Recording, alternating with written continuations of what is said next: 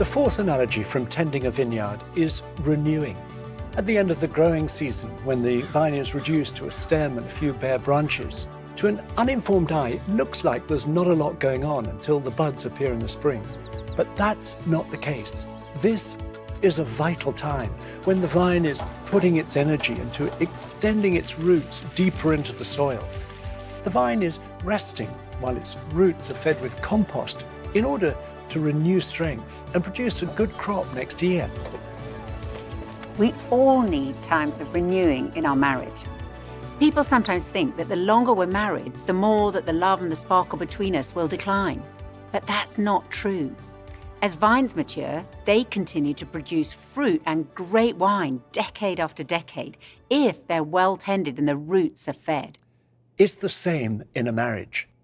Renewing means continually taking care of our relationship, particularly when we reach a new season of marriage. Renewing involves being prepared to talk about our own individual needs and desires, sharing with our partner our hopes for our future together. Renewing means slowing down for long enough to decide on changes we'd like to make, possibly stopping certain activities in order to have more time together, or starting something new, perhaps deciding to create a new pattern in our day or our week or our year that will strengthen or restore the connection between us. And if you're struggling in your marriage, we want to encourage you that reconnecting is possible. When things are difficult, it can seem like there's an invisible wall that is built up between us, usually made up of small things, moments of hurt and misunderstanding that have built one on top of the other. However, we've seen when couples have tended their relationship, things have changed dramatically, and they go on to experience a new connection and intimacy. There was a time in our marriage where we did start to grow apart, and we ended up spending about 8 months separate. And it was like building a wall because we stopped communicating.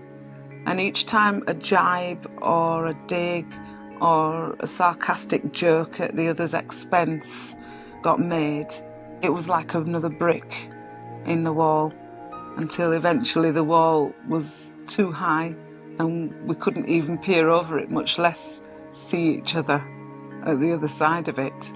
And how we dismantled that wall was through communication and realising that we really loved each other and we really wanted the marriage to work. And we had to be humble, we had to own our faults and take responsibility. And together we managed to, brick by brick, dismantle the wall until we could really see each other again.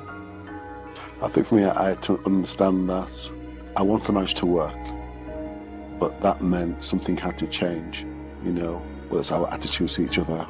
I think we had to establish trust, didn't we, between us to start with, and then start to communicate and court again, and have a laugh again, and build it back up again nice and slowly. Yeah, the laughter had gone, and we started to laugh again.